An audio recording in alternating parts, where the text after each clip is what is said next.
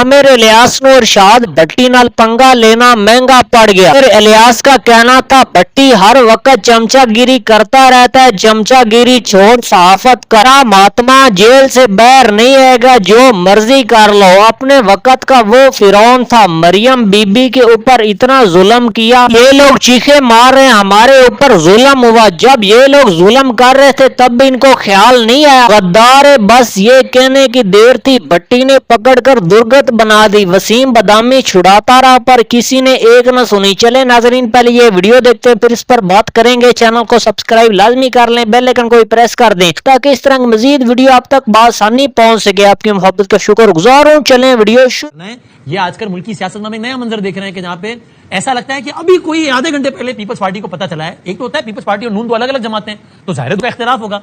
दोनों कह सकते हैं कि इसकी गवर्नेंस अच्छी नहीं है, मेरी अच्छी है, ठीक है, लेकिन ऐसे ऐसी बातें बता रहे हैं दोनों एक दूसरे की कि बंदा कहे यार अगर ये इतने बुरे हैं तो साथ क्यों बैठे हो। और फिर जवाब में कह दिया था देखो इलेक्शन का दौरान सब चलता है। सवाल मेरा ये तो फिर आप एक आम आदमी को इंसल्ट नहीं कर रहे हो तो उसकी इंटेलिजेंस को मिसाल के तौर पर ऐसा लग रहा है। थोड़ी देर पहले अभी पता लगा है नून लीग को, राणा सनाउल्लाह साहब ने कहा कि एक जमात पीपल्स पार्टी की बात कर रहे थे, उनका तो सोच कर एक ही बात जहन में आती है, करप्शन करप्शन और करप्शन। अच्छा, शर्जील साहब हमारे भाई हैं बड़े अच्छे, वो कह रहे हैं फॉर्म 47 की पैदावार हुकूमत है। अब बंदा पूछे राणा साहब से 10 बस्ता हो गया हाथ जोड़ के कि सर अगर इनका सोच के आपके जहन में करप्शन के अलावा कुछ आता ही नहीं है तो इनको करप्ट लोगों को साथ बिठाया हुआ है। बंदा हमारे भाई शर्जील भाई के पैरों को हाथ लगा के पूछे कि शर्जील भाई 47 की हुकूमत यानी जाली हुकूमत, आप अभी 1137 हो रहे हैं, आप अभी फैसला करें 1138 में कि यार जाली हुकूमत में हम लानत भेजते हैं तो 1140 में गिर जाएगी हुकूमत, तो यार गिराओ फिर। लेकिन हमें पता है कि फिर राजा और रानी साथ हंसी खुशी जिंदगी गुजारने लगेंगे। ये बेतौकीरी नहीं है सियासत की, यार चलता है, ठीक है यार ऐसे होता है। पहली बात तो ये मेरे भाई के आपका शुक्रिया, और जो आपने दौरा याद करवाया, जिंदगी का एक टर्निंग फेस है मेरा, और अल्लाह ने मुझे जो सादत बख्शी और सबको बख्शे, और मैं तो आपका ताउमर इत्तेहादी हूँ, आप छोड़ भी जाएं तो जो हाल है वो मेरे भाई मुझसे बेहतर जानते हैं। सवाल ये है कि जो पंजाब में बारिशों में जान से गए उनका कातिल कौन है। खैबर पख्तूनख्वा में बारिशें हैं और ये हर चौथे दिन आती हैं, और माली नुकसान, जाली नुकसान, पानी का नुकसान, इनका कातिल कौन है। और नारालई में अभी बाप बेटा अंदर गिरा और बाप ने छलांग मारी, बाप की लाश मिल गई, बेटे की नहीं मिली। इनका कौन है कातिल। ये जो आपस में लड़ रहे हैं, ये जो भुट्टो और ज़िया वाले, आग और पानी वाले, मशरक और मगरब वाले, शुमाल और जनूब वाले, जिनमें दरमियान कोई असूल, कोई मंतक, कोई लॉजिक है ही नहीं। ये इकट्ठे क्यों हैं किसी को कोई पता नहीं, ये कब छोड़ जाएंगे किसी को कोई पता नहीं, कोई नजरिया ही नहीं है। तो ये क्या इधर तवज्जो देंगे। हाँ, खरीदा है जहाज, और दूसरा उधर जो सिंध वाले। और तीसरी बात यह कि अभी एक खबर आई है कि पंजाब ने 10 लाख टन गंदम वफाक से मांगी और सिंध ने 2 लाख टन। और इनसे जरा पूछे कि पिछले साल जब 2200 रुपए फी मन किसान को बेतुकीर कर रहे थे, हुण आराम जी हुण बाहर जाके पैसे खर्चोगे, बाहर दे किसानां दी जेबा भरोगे, थोड़ा की होएगा। और आखिरी बात ये आजाद कश्मीर की कि मेरे महबूब कायद ने मजाकन अजराए मजाकन I love you, do you love me, I love you to कहा, और वह ये भी कहा कि शहबाज शरीफ साहब को अगर जीत गए तो उनसे दरखास्त करूंगा कि मुझे वजीर आजम बनवा दें। अब मुझे ये समझ नहीं आई इसमें कि वो वैसे ही वजीर आजम बनना चाहते हैं जैसे शहबाज शरीफ साहब बने हैं, या वो किससे कह रहे हैं। जो बंदा खुद वजीर आजम अवाम के मुंतखब वोटों से नहीं बना उसको कह रहे हैं कि मुझे भी बनवा दिया। मुझे ये समझ नहीं है कि कैसे। और फिर वो जो कह रहे थे लोग कीचड़ में खड़े, मैं आपको सलाम पेश करता हूं। सर मैं आपको सलाम पेश करता हूं कि लोग अभी भी कीचड़ में खड़े हैं। अब ये आ जाइए, ये जो 2 पहुंचे हुए बुजुर्गों की आपने बात की, 8 फरवरी 2024 का इलेक्शन देख लें, इन्होंने क्या क्या एक दूसरे के बारे में नहीं कहा। ये गिलगित बल्तिस्तान का इलेक्शन देख लें, इन्होंने क्या क्या एक दूसरे के बारे में नहीं कहा। और अब आजाद जम्मू कश्मीर में देख लें, इन्होंने क्या क्या एक दूसरे के बारे में नहीं कहा। भाई ख्वाजा आसिफ साहब को आप कह रहे हैं कि लात मार के उन्हें निकाल दें, जी तो जरा आजाद कश्मीर में हुकूमत किसकी है और कितने इकदाम आजाद कश्मीर हुकूमत ने किए। बिलावल उनकी हामी भरते हैं, और फिर दोनों एक दूसरे को ताना दे सकते हैं, दोनों एक दूसरे को बात कर सकते हैं कोई खिलाफ। फार्म 47 अगर है तो दोनों मुस्तफीद हुए हैं, मखसूस नशिस्तें पीटीआई के लिए तो दोनों मुस्तफीद हुए हैं, जाली हुकूमतें हैं तो दोनों मुस्तफीद हुए हैं, जाली वोट हैं तो दोनों मुस्तफीद हुए हैं, अगर लुट मार के इल्जाम है तो दोनों मुस्तफीद हुए हैं। और अगर ये इससे पहले ये क्या एक दूसरे के बारे में कहते थे, नवाज शरीफ साहब इनके बारे में, उनके बारे में सही है। तो ये सियासत तो बेतुकीर हुई है, और ये इन्होंने सियासत का तो सवा सता, इसलिए तो सियासत कोई गाली बन गई है। दूसरा ये हमें भी समझते हैं कि ये सारे बेवकूफ हैं। अब आप अंदाजा करें कि ये क्या क्या गरजते बरसते हैं, क्या क्या बातें करते हैं अंदर से। मुनीब आप भी बताएं कि ये آپ نے آخری دو جملے آپ مجھے بتائیں کہ یہ پرفارمنس پہ بات کر سکتے ہیں, سندھ پہ وہ کر سکتے ہیں, پنجاب پہ وہ کر سکتے ہیں, مرکز میں وہ کر سکتے ہیں, یہ کوئی کسی منشور پہ بات کر سکتے ہیں؟ نہیں کر سکتے.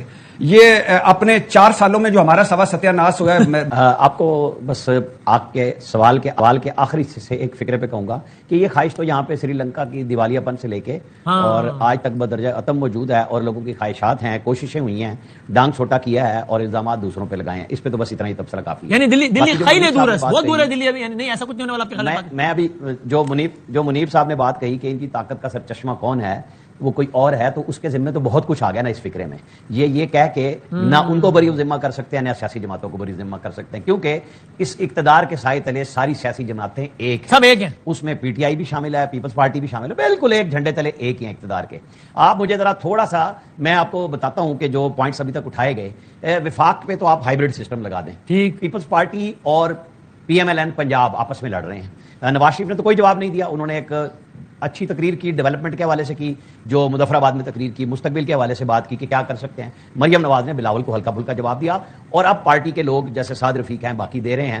تو اگر پنجاب کا کمپیریزن کرنا ہے اور کسی کو نظر نہیں آ رہا, ٹھیک ہے, بارشوں میں ہوتا ہے, بہتے ہیں, کیا 2-2 ڈھائی گھنٹے کے بعد 4-4 گھنٹے بعد لاہور اور بڑے شہر کلیئر نہیں ہوئے؟ جو 3-3 دن بزدار حکومت میں بند رہتا تھا لاہور شہر کے, صفائی کا سسٹم ہی ختم ہوا تھا. اچھا یا برا, بالکل آپ کہیں کہ جی گندم کے اوپر رول گئے. میں نے ڈیٹا اکٹھا کیا کیونکہ بحث بڑی چل رہی ہے. 36 برس میں 22 دفعہ گندم درآمد کی گئی اس ملک کے اندر, اور اس میں سارے ادوار آ گئے. 21 سے 23 تک فقید المثال گندم, باقی 33 سال سے زیادہ درآمد ہوئی. یہ جو 2 سال سے مریم نواز کی وجہ سے کچھ لوگوں کے ہو رہا ہے نا کہ 25 اور 26 میں عام آدمی سے نہیں خریدی گئی. بالکل, میں پہلے سال بڑا ناقد تھا, میں اس پہ چیک کرتا رہا. 5,000 روپے والیٹ کیش جو دیا گیا, جو واپس بھی نہیں لیا گیا, پر ایکڑ کسانوں کو پنجاب میں دیا گیا. 1.5 لاکھ روپے ایک الگ نکالے گئے کہ جس نے لیے جمع کرائے, اگلے دن اے ٹی ایم میں دوبارہ موجود تھے کہ آپ پھر یوز کر لیں بلا سود.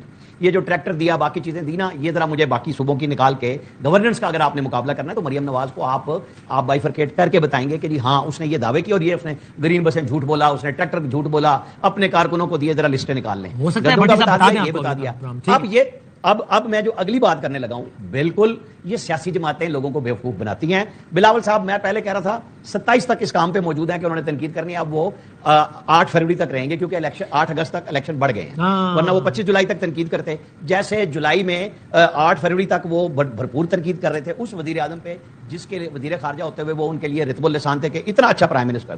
صحیح, پی ٹی آئی کے پیچھے بھاگے, انہوں نے دھتکار دیا, تو دوبارہ اس سسٹم میں جو دونوں بھائیوں نے ذکر کیا, صدر بیٹھ گئے, چیئرمین سینٹ بیٹھ گئے, میٹھا میٹھا ہپ ہپ کڑوا کڑوا تھو کر لیا. وزارتیں نہ لینے کا بھی ایک دکھ ہے, اور کام سارے کرا رہے ہیں. جی بی میں پریشر دے کے حکومت لی, یہاں پہ پریشر ڈال رہے ہیں. اب پتہ چل جائے گا یہ راجنیتی کا کھیل ہے جس میں سارے اپنا اپنا حصہ ڈال رہے ہیں. اس میں میں نہ نون کو چھوڑوں گا نہ پیپلز پارٹی کو, سب اپنی اپنی سیاست. اس پر نام حیران ہو, نام پریشان ہو, ایسے ہی کریں گے. صحیح ہے. نہیں, میں تو اس لیے کہ آپ نے ذرائع تفنن آج یہ سبجیکٹ رکھ لیا تو اچھی بات ہے. اتنے سیریس موضوع کے بعد جو اس سے پہلے آپ کر رہے تھے ایران کے اوپر, کہ جہاں ہم نے ان کو سب کچھ گود میں رکھ کے دیا, 15 میں سے 14 نکات وہ تھے جو ایران کے حق میں تھے. ان کے پاسداران کو سمجھ نہیں آئی طالبان رجیم کی طرح, کیونکہ دونوں کو عوام کا خیال نہیں ہے, تباہ کرا لیا اپنا ایران. اور ایک وہ کام جو پاکستان اور قطر کے حوالے کرتے ہیں کہ یہ 2 جہاز ہمارے دیے ہوئے رستے سے غلط جا رہے ہیں, اس کو ٹھیک کرائیں. ان پہ حملہ کر کے جو کچھ اب کرا لیا, ان کا کوئی گولہ ادھر نہیں گرتا جہاں امریکی شپس کھڑے ہیں, اسرائیل میں نہیں گرتا جہاں اردن کے ساحل پہ جا کے گراتے ہیں, اور آگے اسرائیل ہے. بڑی لمیٹڈ رینج رکھی ہے انہوں نے, اور حوثیوں کو اگلا حصہ دے دیا کہ ادھر سے بھی مار لو. تو کون کس کو بچائے گا؟ اصل ایشو وہ ہے پاکستان میں. تو ہم تبھی ہم نے پہلا تو پورا پروگرام کا پہلا ایسا اس میں مختص کیا روزانہ. عامر صاحب کچھ لمحات رہ گئے, اگر پی ٹی آئی کے بارے میں فرما دیں گے تو میں شکر گزار رہوں گا.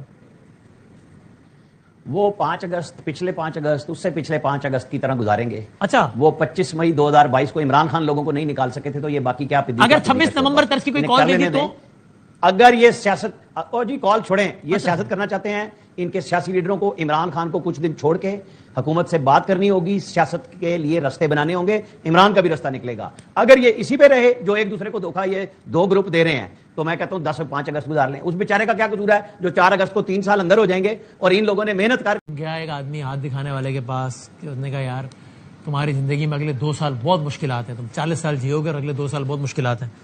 تو اس نے کہا اچھا یار مشکلات پھر 2 سال ہی ہیں, اگلے 38 سال کوئی مشکلات نہیں. اس نے کہا نہیں, مشکلات تو ساری زندگی ہیں, 2 سال کے بعد تمہیں محسوس نہیں ہوگا, اتنے عادی ہو چکے ہوں گے. تو ناظرین آپ دیکھیں, اسی دوران جب میں بات کر رہا ہوں, پیٹرول جو ہے وہ 4 روپے 40 روپے اور مہنگا ہو گیا, ڈیزل 3 روپے 62 پیسے مہنگا ہو گیا. اب پچھلے 4 دنوں سے مہنگا ہو رہا ہے, لیکن آپ کو محسوس ہی نہیں ہوا.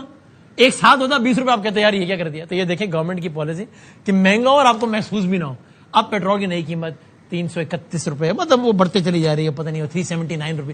ہائی اسپیڈ ڈیزل ہو گیا 3 روپے 62 پیسے مہنگا, ابھی تو تھوڑی دیر پہلے نوٹیفیکیشن آیا اس کے, اور ڈیزل ہو گیا 4 روپے 40 پیسے مہنگا. تو ڈیزل ہو گیا تقریباً 379 روپیز کا. یہ 350 کی نفسیاتی ادبی عبور کر گیا تیزی سے.